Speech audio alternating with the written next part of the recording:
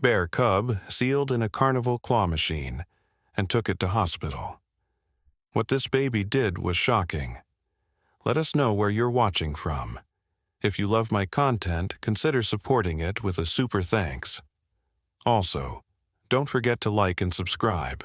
It'll help us to remain in touch with amazing people like you. The autumn air carried the sweet smell of cotton candy and caramel apples through the small town of Millbrook. The annual Harvest Carnival had arrived, transforming the empty field behind the old church into a wonderland of spinning lights and cheerful music.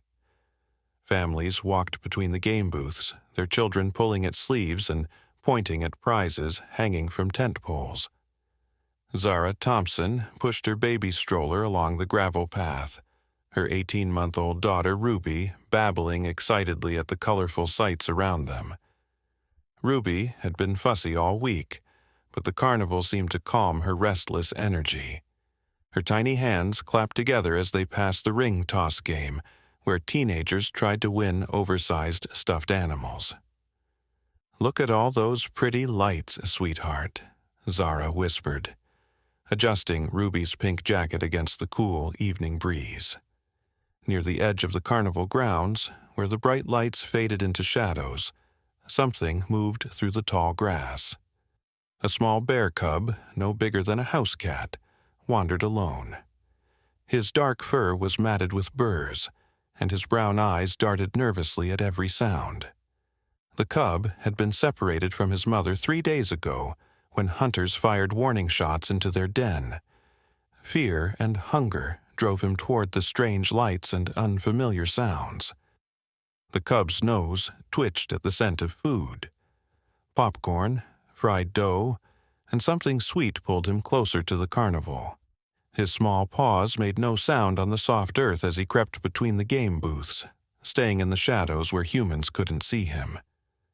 Marcus Webb, one of the carnival workers, noticed movement near the claw machine. He squinted into the darkness, then elbowed his co-worker Danny.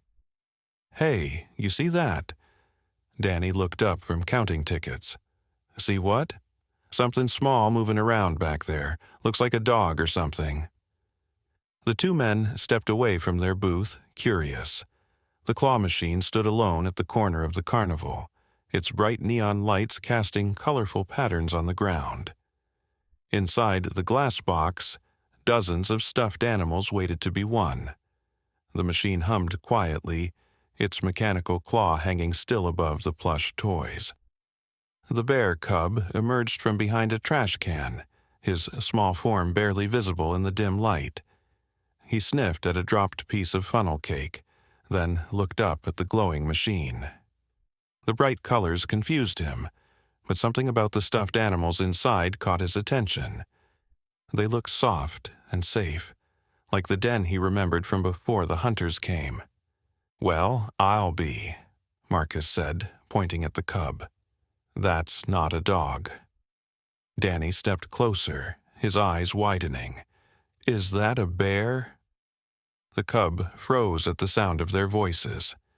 His instincts told him to run, but exhaustion weighed down his small body.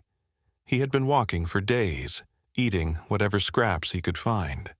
The stuffed animals in the glass box seemed to call to him, promising warmth and comfort. Ruby noticed the men moving near the claw machine. She pointed with one chubby finger and made a soft cooing sound. Zara followed her daughter's gaze but couldn't see anything unusual in the shadowy area. "What is it, baby girl?" Zara asked, stopping the stroller. Marcus and Danny exchanged glances. The carnival was busy tonight, and their boss had been in a bad mood all week about low profits. People rarely played the claw machine anymore, saying it was rigged. An idea formed in Marcus's mind, the kind of idea that seemed funny after too many beers and too little sleep. "You thinking what I'm thinking?" Marcus asked Danny. "Depends what you're thinking." "That little guy looks tired. Maybe he needs a safe place to rest." Danny frowned. "Marcus, that's a wild animal. We should call animal control." "Or," Marcus said, his voice taking on a playful tone, We could give people a real surprise. Imagine their faces when they see a real live bear in there instead of stuffed ones. The cub took a tentative step toward the machine, drawn by the warm light emanating from inside. The glass walls reflected his small form, making him appear even smaller and more vulnerable. His mother's scent was nowhere to be found, and the unfamiliar surroundings filled him with a loneliness that seemed to echo in his tiny chest. Ruby began to fuss in her stroller, twisting to keep the distant machine in view. Something about the shadow and lights in that corner made her uncomfortable. She couldn't understand what she was seeing, but her young mind sensed that something wasn't right.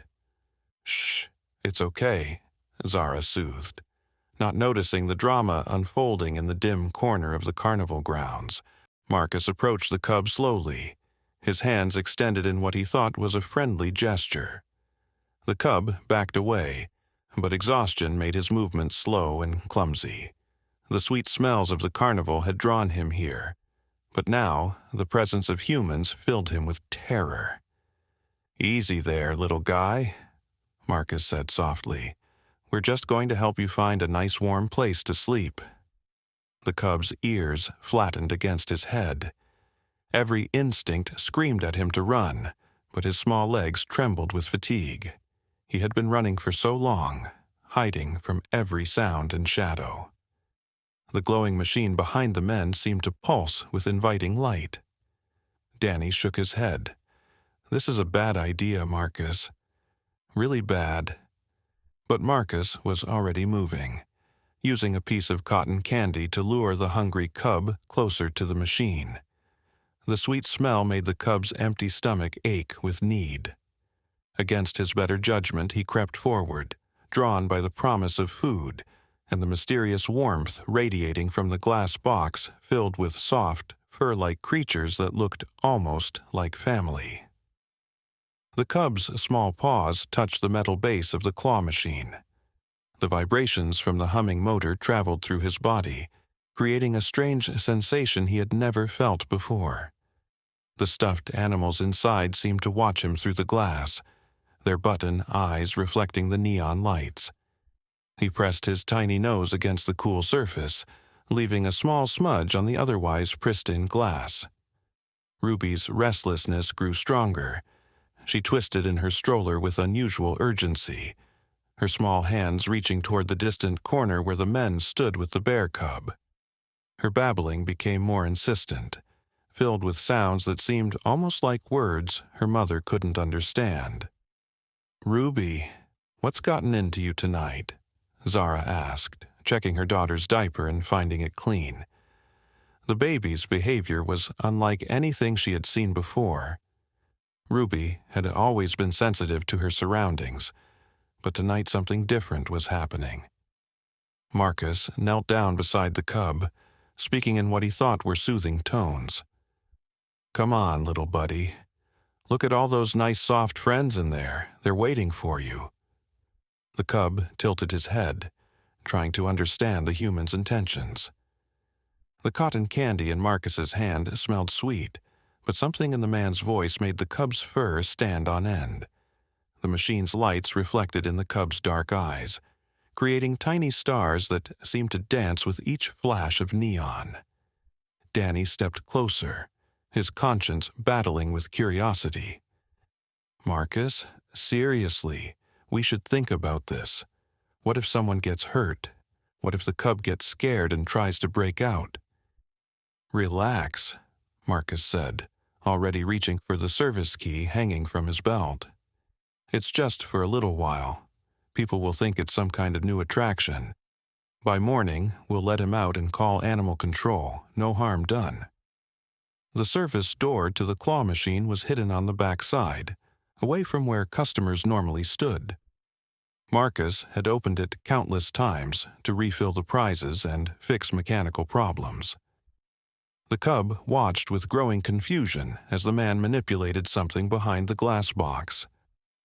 A soft click echoed through the night air as the service door swung open. The stuffed animals inside shifted slightly, disturbed by the sudden change in air pressure. The cub could now smell the interior of the machine, a mixture of fabric softener, cleaning solution, and something else he couldn't identify.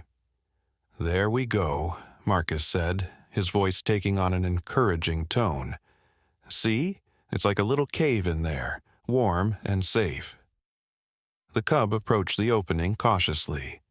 The interior of the machine was indeed warm, heated by the electronics and insulated by the glass walls.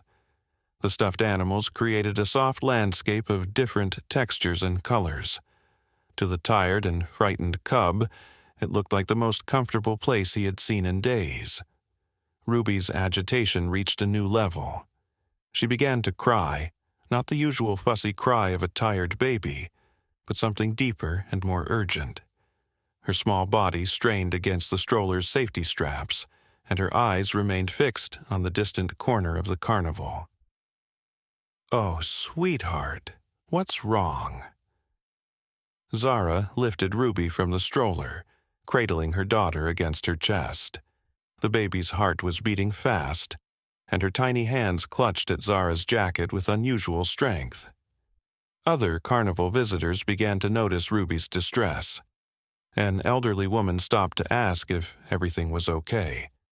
A teenager offered to help, suggesting maybe the baby was hungry or needed a diaper change. But Ruby's crying continued, growing more desperate with each passing moment. The cub took his first tentative step into the claw machine. The surface beneath his paws was strange.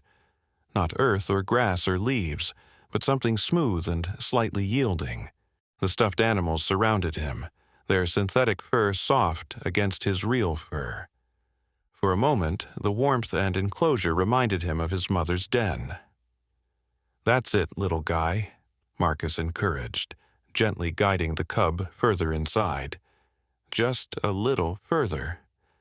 Danny watched with growing unease as the small bear settled among the prizes. The cub's breathing was visible in the way his tiny sides rose and fell rapidly. Stress and exhaustion had taken their toll on the young animal. "Marcus, look at him. He's scared out of his mind." "He'll calm down once he realizes he's safe," Marcus replied, but even he was beginning to have doubts about his plan. The cub curled up between a large teddy bear and a purple dragon, his small body trembling despite the warmth. The glass walls that had seemed inviting from the outside now felt confining. The sounds of the carnival became muffled and distorted, creating an underwater effect that made everything seem surreal. Ruby's crying reached a pitch that cut through the carnival's background noise. Several people had gathered around Zara, offering advice and assistance. But the baby seemed inconsolable, her attention focused entirely on something only she could perceive. "Maybe we should take her home," suggested a kind-faced woman with gray hair. "Sometimes babies get overstimulated at places like this." Zara nodded, though she felt confused by her daughter's behavior. Ruby had been to crowded places before without this kind of reaction. Something about tonight was different, but Zara couldn't figure out what. Marcus closed the service door with a soft click. The sound echoed inside the glass box, causing the cub to lift his head in alarm. For the first time since entering the machine, the young bear realized he was trapped. His small paws scrambled against the smooth glass, leaving no mark on the surface. "There," Marcus said, standing back to admire his work. "Perfect." The cub's panic began slowly, like a small flame growing into a fire. He pressed against the glass wall, trying to understand why he couldn't pass through the transparent barrier. His claws, still small and blunt, made tiny scratching sounds against the surface that were barely audible over the machine's humming. Danny shook his head in disbelief. "I can't believe we just did that." "Don't worry so much," Marcus said, though his own voice carried a note of uncertainty. "We'll keep an eye on him. If he gets too upset, we'll let him out." The neon lights inside the machine continued their programmed cycle, flashing red, blue, green, and yellow in patterns designed to attract customers. Each flash illuminated the cub's face, revealing the growing fear in his dark eyes. The stuffed animals that had seemed like companions now felt like silent witnesses to his imprisonment. Ruby's crying gradually subsided to exhausted whimpers. She had worn herself out with the intensity of her distress, but her small body remained tense in her mother's arms. Her eyes still searched the carnival grounds, as if looking for something she couldn't name.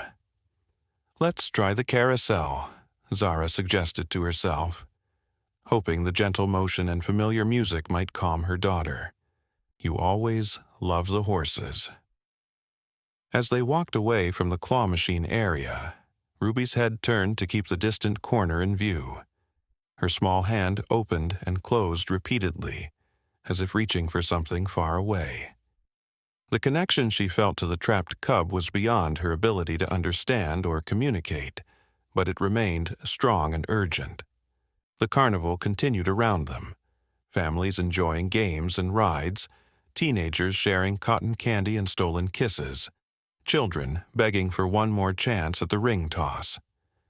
None of them noticed the small drama playing out in the shadows near the claw machine, where a frightened bear cub was beginning to understand the full extent of his predicament. The cub's breathing became more rapid as claustrophobia set in. The warm, safe feeling of moments before was replaced by a growing panic that made his heart race. He began to pace within the confines of the machine, his small body moving between the stuffed animals in increasingly frantic patterns. Marcus and Danny returned to their assigned booth, but both men found it difficult to concentrate on their work. Every few minutes, one of them would glance toward the claw machine, checking on their unusual prisoner. "You sure this is okay?" Danny asked for the fourth time. "Stop worrying," Marcus replied, but his own glances toward the machine were becoming more frequent. The first customer approached the claw machine about 20 minutes later. A young boy, maybe 8 years old, clutched a handful of quarters and studied the prizes inside with the serious concentration of a military strategist. His father stood behind him, offering advice about which stuffed animal would be easiest to grab. "Go for the elephant," the father suggested. "It's got big ears for the claw to grab onto." The boy inserted his quarters and grasped the joystick controls. The mechanical claw jerked it to life, moving slowly across the landscape of prizes. The cub, startled by the sudden movement above him, pressed himself against the back wall of the machine. "Dad, there's something weird in there," the boy said, squinting through the glass. His father leaned closer, following his son's gaze. In the back corner of the machine, barely visible among the stuffed animals, something small and dark was moving. At first glance, it looked like one of the prizes had somehow come to life. "That's just the way the lights hit the fur," the father said dismissively. "Make your move before the timer runs out." The boy maneuvered the claw above a bright blue teddy bear, then pressed the button to drop it. The claw descended slowly, its metal fingers opening and closing with mechanical precision. The cub watched in terror as the metal appendage moved toward him, unsure whether it was friend or foe. The claw missed the blue bear entirely, closing on empty air before retracting to its starting position. The boy sighed in disappointment, but his attention remained fixed on the strange movement in the back of the machine. "Dad, I swear something's alive in there." The father was already walking away, ready to move on to the next attraction. "Come on, son, let's try the basketball game."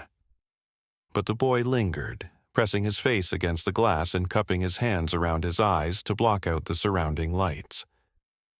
In the dim interior of the machine, he caught a glimpse of two small, dark eyes staring back at him. The eyes were different from the button eyes of the stuffed animals. They were wet and frightened and very much alive. The boy's heart began to race with excitement and concern. He had always loved animal, spending hours watching nature documentaries and reading books about wildlife. These eyes belonged to something real, something that didn't belong in a carnival game.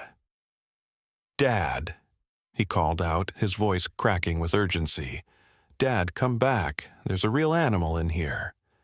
His father turned around, annoyed by the interruption. "Tommy, that's enough. You're letting your imagination run away with you." But Tommy wasn't giving up. He pressed both hands against the glass, trying to get a better look at the creature inside. The cub, sensing attention from this smaller human, crept forward slightly. The two young beings stared at each other through the glass barrier, separated by species and circumstances but connected by a shared sense of vulnerability. The cub's small paw pressed against the glass from the inside, directly opposite Tommy's hand on the outside. For a moment, they stayed like that. Two children separated by an invisible wall, each trying to understand the other. Tommy's father finally returned, his patience wearing thin. "What's all the fuss about?" "Look, Dad, right there. See those eyes? That's not a stuffed animal." The father looked where his son was pointing, prepared to debunk another childhood fantasy. But as his eyes adjusted to the interior lighting of the machine, he saw exactly what Tommy had seen. Two small, frightened eyes stared back at him from a very real, very alive face. "Oh my God," the father whispered. The realization hit him like a physical blow. His first instinct was to grab his son and pull him away from the machine, but Tommy had already pressed himself closer to the glass, his young face filled with concern for the trapped creature. "We have to help him, Dad," Tommy said, his voice barely above a whisper. "He's scared." The father looked around frantically, searching for carnival workers or security guards. The nearest booth was 20 feet away, where a teenager was running a ring toss game. Beyond that, families continued to enjoy their evening, completely unaware of the drama unfolding at the claw machine. Inside the glass prison, the cub had retreated to the farthest corner, his small body pressed against the back wall. The attention from the humans outside both comforted and terrified him. Part of him craved the connection, the acknowledgement that he existed and was in distress. But another part, the wild part that his mother had tried to teach him, screamed danger at every human gesture. The neon lights continued their relentless cycle, casting shifting shadows across the cub's fur. Red light made him appear almost demonic, while blue light gave him an ethereal, ghostly quality. Green light highlighted the fear in his eyes, and yellow light made the wetness of his nose glisten like a small beacon of life in the artificial environment. Tommy's father, whose name was Robert Chen, felt his parental instincts at war with his logical mind. The logical part told him to find an authority figure and report what they had discovered. The parental part wanted to protect his son from witnessing whatever might happen next. But watching Tommy's genuine concern for the trapped animal, Robert felt a third emotion emerging: pride in his son's compassion. "Stay right here," Robert told Tommy. "Don't move away from this machine. I'm going to find someone who can help." But as Robert started to walk away, Tommy grabbed his father's sleeve. "What if they don't believe you? What if they think you're crazy?" The question stopped Robert in his tracks. He realized that his story did sound unbelievable. Who would put a live bear cub in a carnival claw machine? It was the kind of thing people might dismiss as a child's overactive imagination or an adult's elaborate joke. Meanwhile, across the carnival grounds, Ruby had quieted in her mother's arms, but her small body remained tense with an anxiety she couldn't express. Zara had tried the carousel. The gentle spinning motion usually soothed her daughter, but tonight even the painted horses and cheerful music couldn't calm Ruby's restless energy. "Maybe we should head home," Zara murmured to herself, checking her watch. It was past Ruby's usual bedtime, and the baby's unusual behavior was making Zara increasingly uncomfortable. But as they walked toward the parking area, Ruby began to fuss again, twisting in her mother's arms and pointing back toward the carnival. Her small hands opened and closed repeatedly, and she made urgent babbling sounds that seemed almost like words. "What is it, baby girl? What do you want to show Mommy?" Ruby's distress grew more intense the farther they moved from the claw machine. Finally, Zara stopped walking and turned around, following her daughter's persistent gaze across the carnival grounds.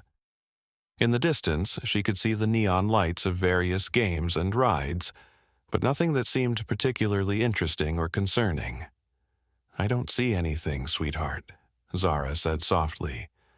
"What's got you so worked up?" Ruby's response was to arch her back and let out a cry that was different from her earlier tears. This wasn't the cry of a tired or hungry baby. This was the cry of someone trying desperately to communicate something important. Back at the claw machine, Robert had flagged down a security guard, a middle-aged man named Pete, who looked like he'd rather be anywhere else than working at a small-town carnival on a Friday night. "You're telling me there's a live animal in the claw machine?" Pete asked, his tone suggesting he'd heard stranger stories, but not many. "I know how it sounds," Robert said quickly, "but my son saw it first and then I looked, and there's definitely something alive in there." Pete sighed and followed Robert back to the machine, where Tommy was still stationed like a loyal guard. The boy had pulled a small flashlight from his pocket, a gift from his grandfather who believed every boy should be prepared for anything, and was using it to peer into the darker corners of the machine. "Show him, Tommy," Robert encouraged. Tommy aimed his flashlight beam into the back corner of the machine, where the cub had pressed himself against the glass wall.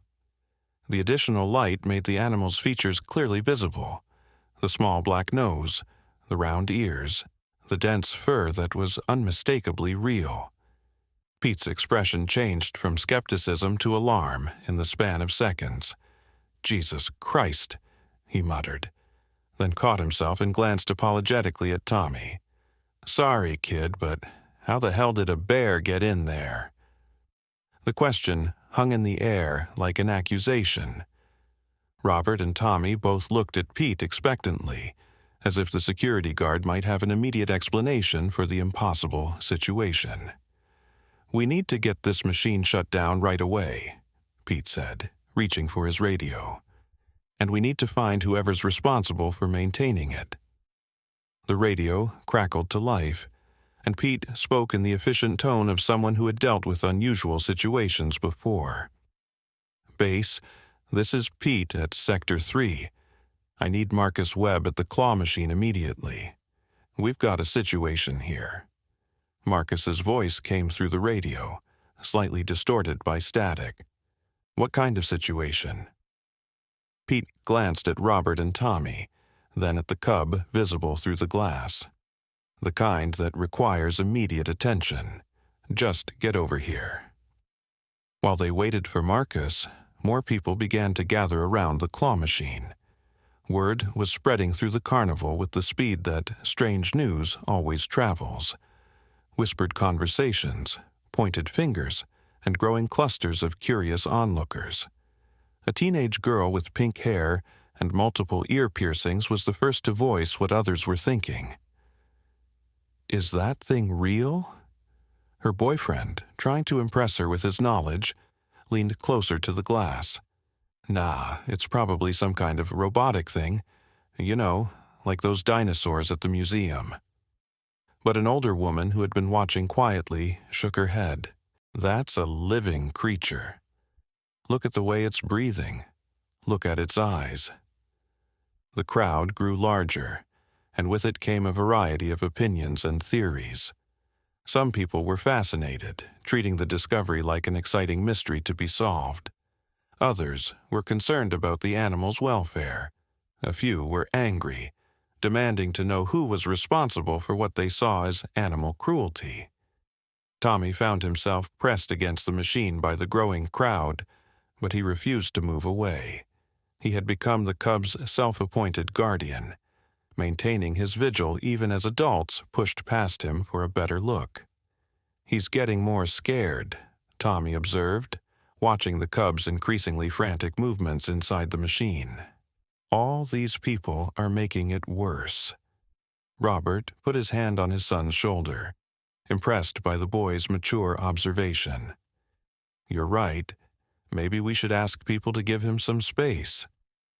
But before Robert could address the crowd, Marcus Webb arrived, pushing through the circle of onlookers with Danny close behind. Both men looked nervous, their faces pale under the carnival's bright lights. Pete stepped forward to meet them.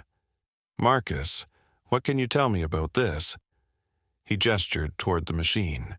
Marcus's eyes went immediately to the glass box, where the cub was now pacing in tight circles among the stuffed animals. The sight of so many human faces pressed against the glass had sent the young bear into a state of visible panic. Marcus began, then stopped. The weight of what he and Danny had done was beginning to sink in.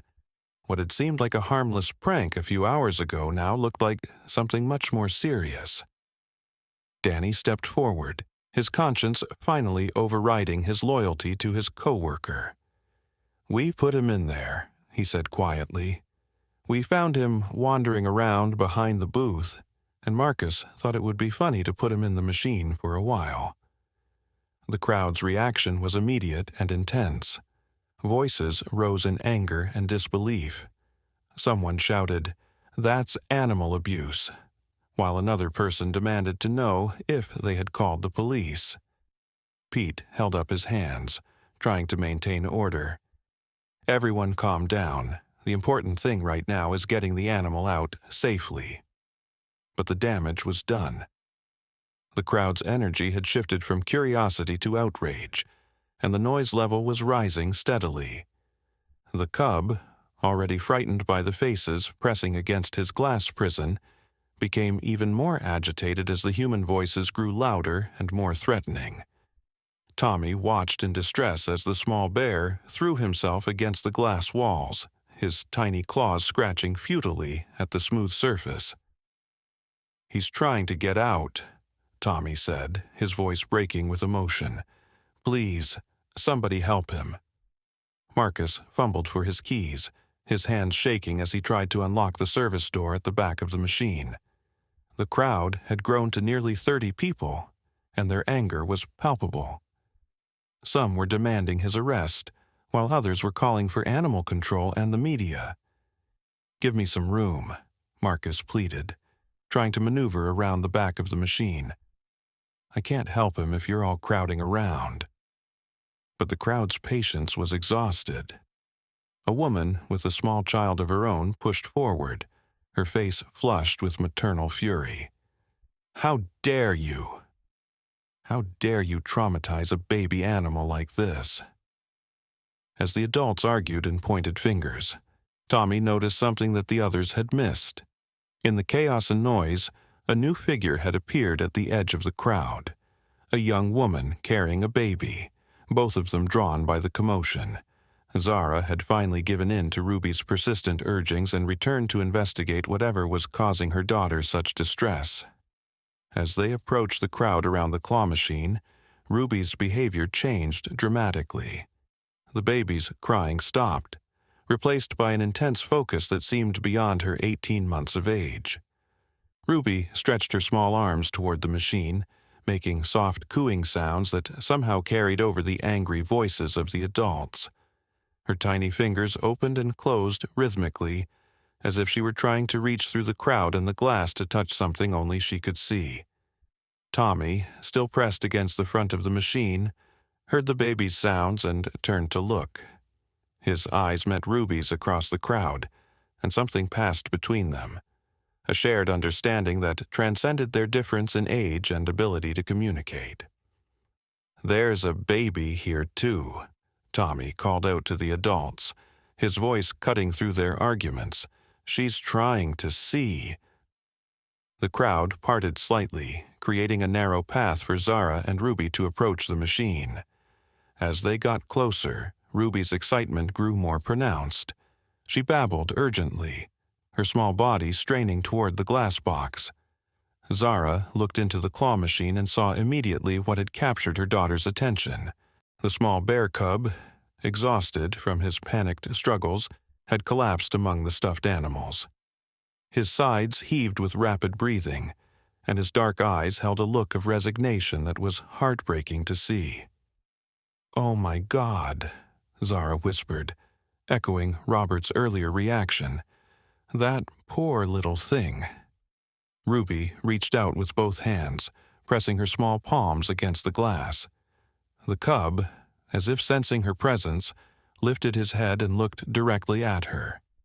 For a moment, the noise of the crowd seemed to fade, and the two babies, one human, one bear, stared at each other through the transparent barrier that separated them.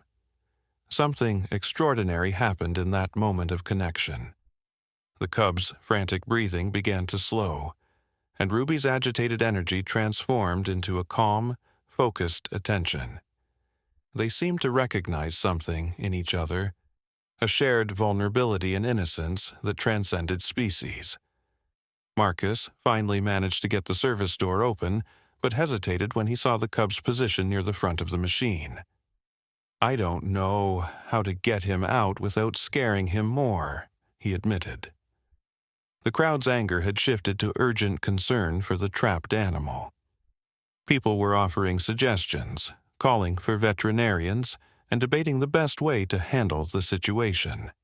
But through it all, Ruby and the cub maintained their silent communication. Two young beings offering each other comfort in a confusing and frightening world. Tommy watched the interaction between the babies with growing amazement. "Look," he said to his father, "they're talking to each other." Robert followed his son's gaze and saw what Tommy meant. Ruby was making soft, rhythmic sounds, almost like a lullaby, and the cub was responding with small movements of his head and ears. The baby's presence seemed to be calming the frightened animal in a way that all the adult intervention had failed to achieve.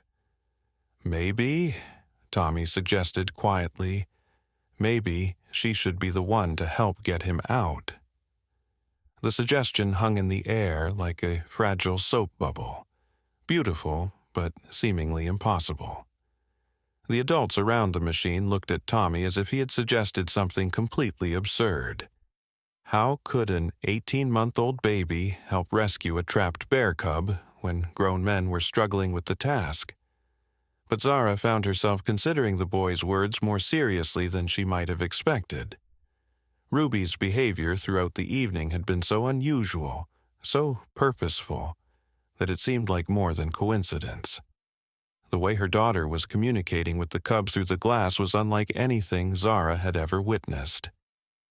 "I don't know," Zara said slowly, looking down at Ruby, who was still pressed against the machine. "She's just a baby herself." Pete, the security guard, shook his head firmly. "Absolutely not. This is a wild animal we're dealing with, even if it is young. We need to call animal control and let professionals handle this." But, as if to contradict his words, the cub moved closer to where Ruby's hands were pressed against the glass. The small bear had stopped his frantic pacing and seemed genuinely calmed by the baby's presence.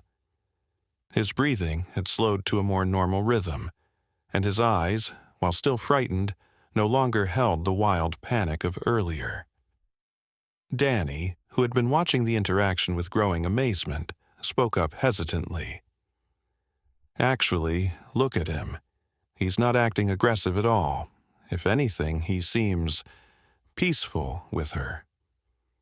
Marcus was still fumbling with the service door, but his movements had become uncertain. Every time he started to reach into the machine, the cub would tense up and retreat toward the back wall. But when Ruby made her soft cooing sounds, the little bear would relax again. Dr. Sarah Mitchell had been enjoying a quiet evening at home when her phone rang. As the only veterinarian in Millbrook, she was used to emergency calls, but this one was unusual even by her standards. "Dr. Mitchell? This is Pete Johansson, security at the Carnival. We've got a situation here that requires your expertise." Sarah listened to Pete's explanation with growing disbelief. A bear cub in a claw machine?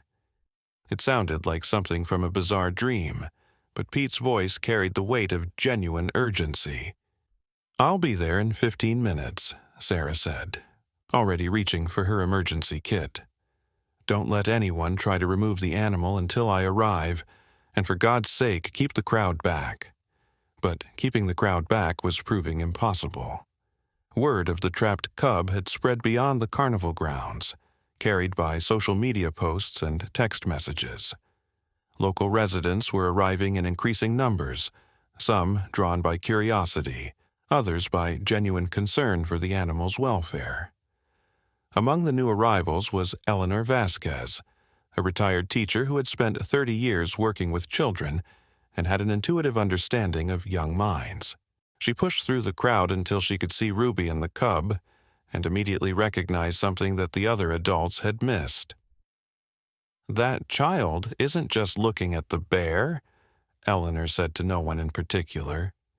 "She's communicating with it." Her words caught Zara's attention. "What do you mean?" Eleanor pointed to Ruby's hands, which were moving in slow, deliberate patterns against the glass. "Watch her movements. They're not random. She's trying to tell the cub something."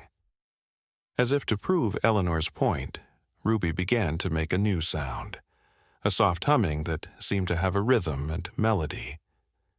The cub's ears perked up, and he moved even closer to the glass until his small nose was almost touching the spot where Ruby's hands were pressed. Tommy, who had been watching the interaction with the fascination of someone witnessing magic, suddenly had an idea. What if we could get the baby inside with him? The suggestion caused an immediate uproar among the adults. Voices rose in protest, listing all the reasons why such an idea was dangerous, impossible, and irresponsible. But Tommy wasn't deterred. "Not inside the machine," he clarified quickly. "But what if we could get them closer together? What if we could open the machine while the baby calms him down?" Dr. Mitchell arrived at that moment, her veterinary bag in one hand and a small tranquilizer gun in the other.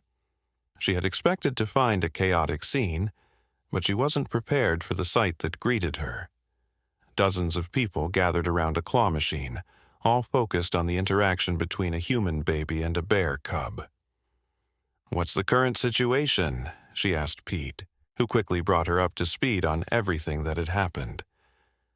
Dr. Mitchell approached the machine cautiously, her trained eye assessing the cub's condition. What she saw surprised her. Despite being trapped in an artificial environment for several hours, the young bear didn't appear to be in immediate physical distress. His breathing was steady, his posture alert but not panicked, and his attention was focused entirely on the human baby pressed against the glass. "This is unprecedented," Dr. Mitchell murmured, more to herself than to anyone else. "I've never seen a wild animal respond to a human child this way." She observed the interaction for several more minutes, noting the way the cub's stress levels seemed to decrease whenever Ruby made her soft sounds. The baby's presence was having a measurably calming effect on the trapped animal, something that all the adult intervention had failed to achieve. "The tranquilizer might not be necessary," Dr. Mitchell said finally, "but we need to be very careful about how we proceed."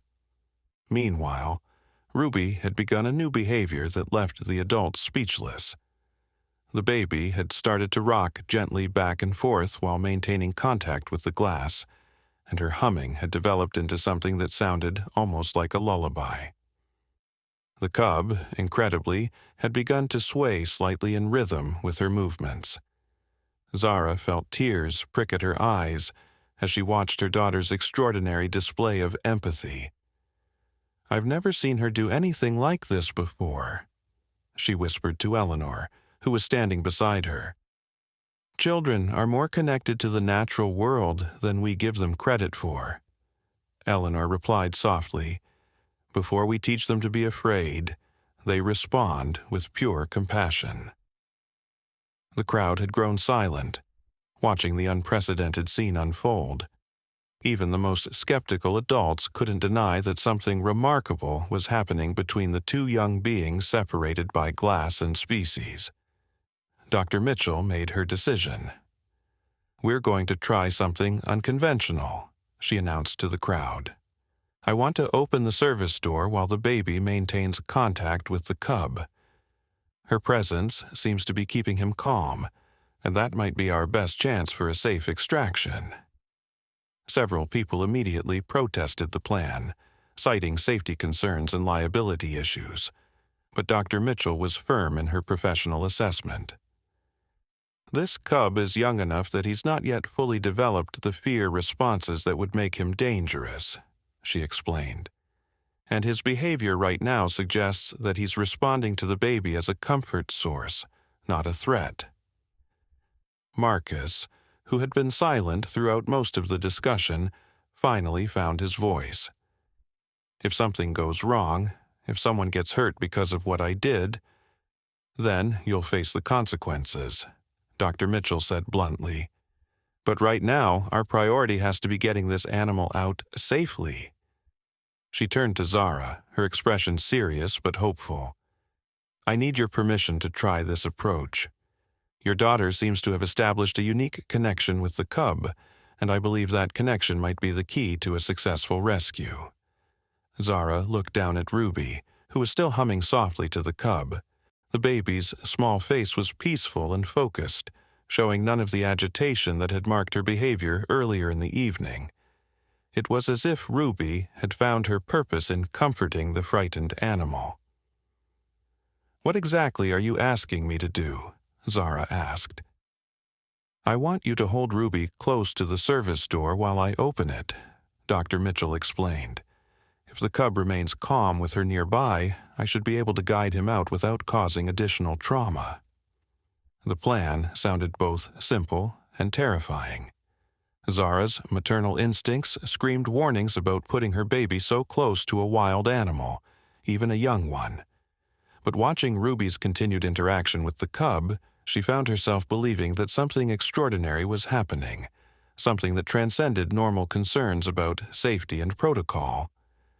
Tommy stepped forward, his young voice cutting through the adults' deliberations. "I want to help too," he said firmly. "I was the first one to see him, and I want to make sure he gets out okay." Robert started to object, but Tommy pressed on. "I can stay back and watch for any signs that he's getting scared again. I know what to look for now." Dr. Mitchell considered the boy's offer seriously. Having multiple observers might actually be helpful, especially ones who had already proven their ability to read the cub's emotional state. "All right," she said finally, "but everyone else needs to move back and give us room to work. The fewer people the cub can see, the better."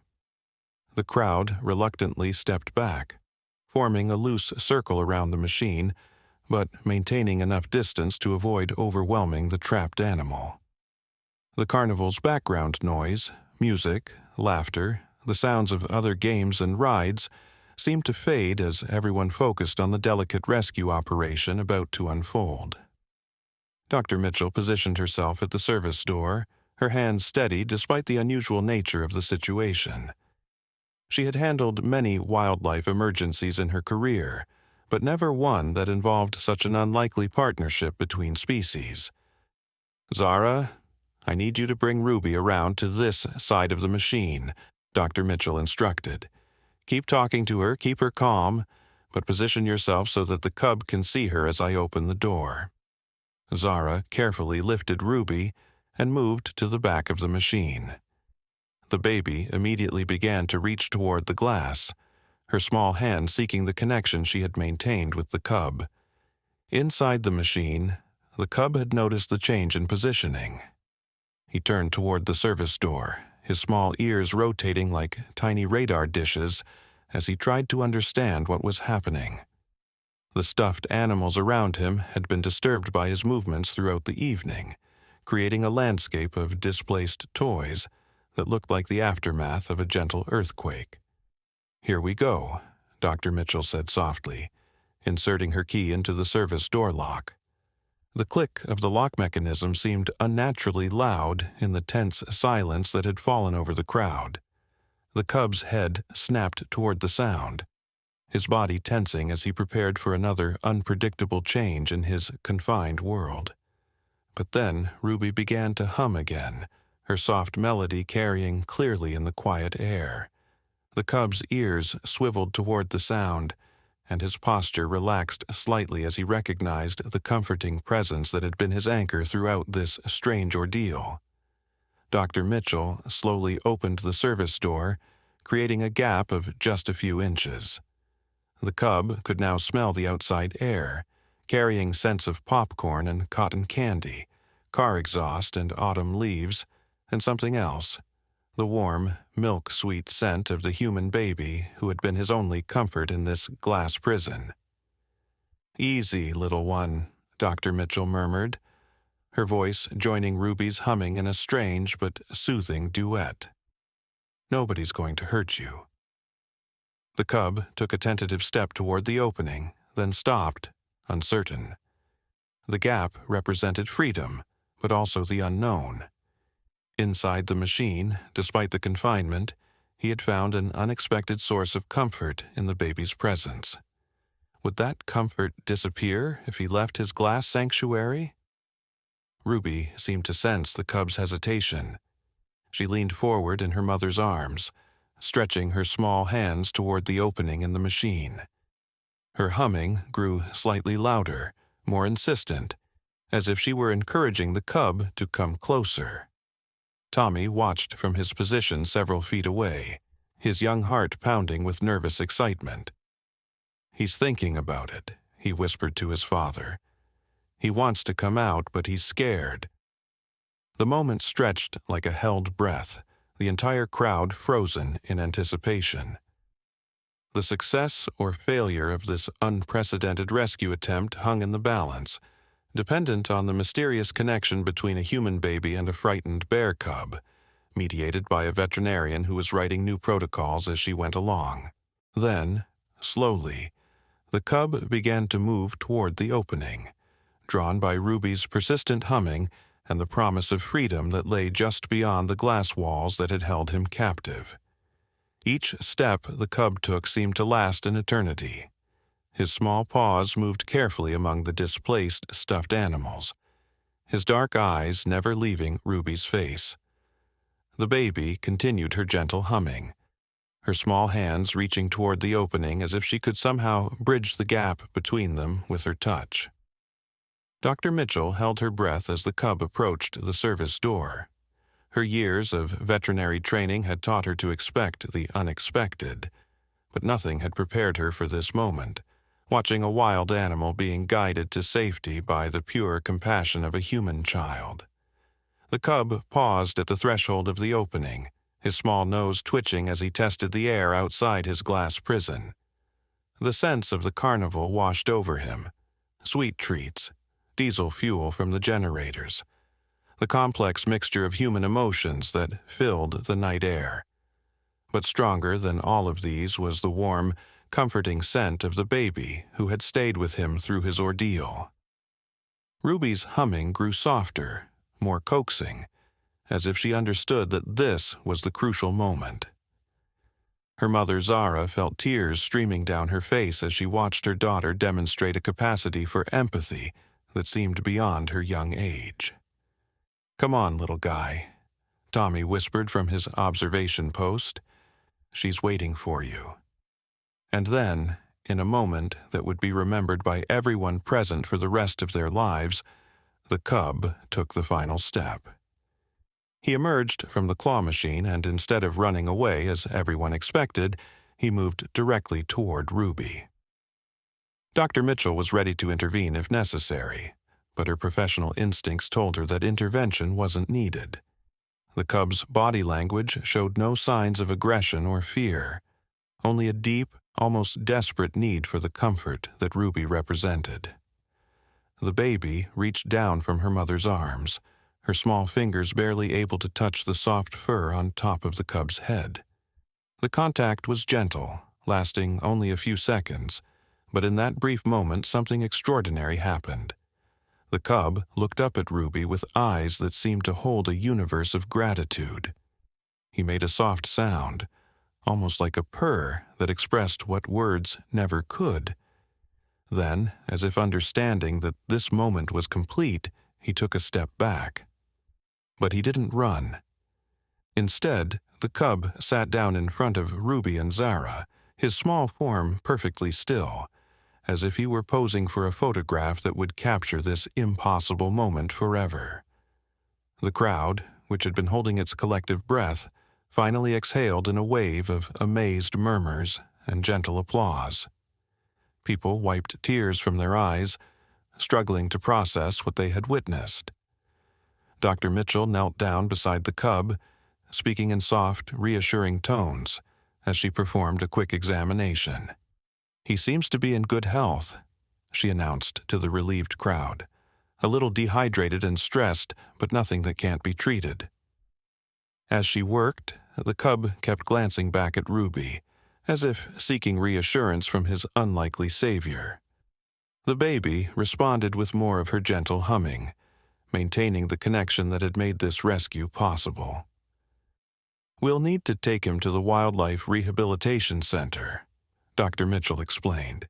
"He'll need a few days of observation and care before we can consider releasing him back to the wild." But as she spoke, something unexpected happened. From the edge of the carnival grounds, where the bright lights gave way to dark forest, came a sound that made everyone freeze, the deep, rumbling call of an adult bear. The cub's head snapped up, his ears alert. He answered with a small, high-pitched call of his own, a sound filled with longing and recognition. "His mother," Dr. Mitchell breathed.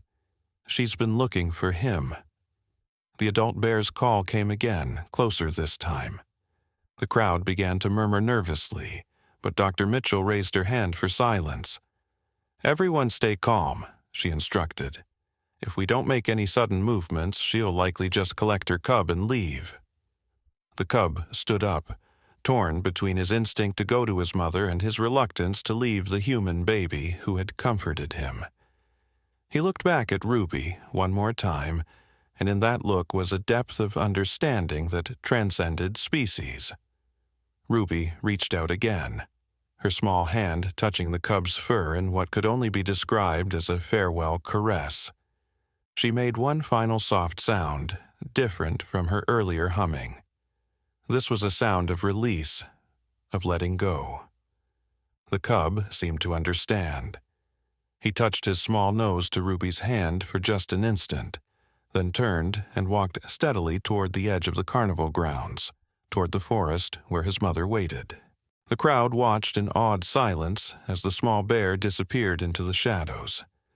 A few moments later, they heard the sounds of reunion, soft grunts and whimpers as mother and cub found each other again. Tommy was the first to speak, his young voice filled with wonder. Did that really just happen? His father, Robert, put his arm around his son's shoulders. "It did, Tommy. We all saw it." Dr. Mitchell packed up her equipment, still shaking her head in amazement. "In 30 years of veterinary practice, I've never seen anything like that. The connection between your daughter and that cub, it was extraordinary." Zara looked down at Ruby, who had finally relaxed completely in her arms. The baby's earlier agitation was gone, replaced by a peaceful satisfaction, as if she had accomplished something important. "I still don't understand how she knew," Zara said softly. "How did she know he needed help?" Eleanor, the retired teacher, stepped forward with a gentle smile. "Children see the world differently than we do. They haven't learned yet that some connections are supposed to be impossible." As the crowd began to disperse, people approached Zara and Ruby to express their amazement and gratitude. Many said they had never witnessed such a pure example of compassion, especially from someone so young. Marcus, the carnival worker who had started this entire ordeal, approached with tears in his eyes. "I'm so sorry," he said to everyone and no one in particular. "I never meant for any of this to happen. I thought it was just a harmless prank." Pete, the security guard, put his hand on Marcus's shoulder. "Sometimes our worst mistakes lead to the most beautiful moments," he said quietly. "What happened here tonight, that wasn't about your mistake. That was about something much bigger." As Zara prepared to take Ruby home, Tommy ran up to them one more time. "Will she remember this when she grows up?" he asked. Zara looked down at her daughter, who was now drowsing peacefully in her arms. "I don't know if she'll remember the details," she said, "but I think she'll always remember how it felt to help someone who needed it." The carnival continued around them, its lights still flashing, its music still playing. But for everyone who had witnessed the rescue, the ordinary magic of the carnival had been overshadowed by something far more extraordinary. The sight of pure compassion in action, the bridge built between species by the innocent heart of a child. As they walked back to their car, Ruby still in her arms, Zara heard a sound from the forest edge, a contented grunt, followed by a smaller answering call. Mother and cub reunited and safe. Ruby stirred at the sound and looked back toward the forest, her small hand waving once in the darkness. Whether it was coincidence or something more, a soft call echoed back from the trees, as if the cub was saying goodbye to the baby who had saved him. Tommy was right to ask if Ruby would remember this night. The details might fade with time, but the essence of what happened, the moment when compassion overcame fear, when understanding transcended species, when a baby's pure heart opened a door to the impossible, that would remain with all of them forever. The bear cub was free, reunited with his mother, safe in the wild where he belonged. And Ruby, the extraordinary baby who had made it all possible, slept peacefully in her mother's arms, dreaming perhaps of soft fur and grateful dark eyes, and the warm feeling that comes from knowing you've made a difference in the world. In the end, it wasn't the carnival's games or rides that created the night's most memorable moments. It was the reminder that sometimes, when we least expect it, the most unlikely heroes emerge to show us what's truly possible when we respond to the world with open hearts and fearless love.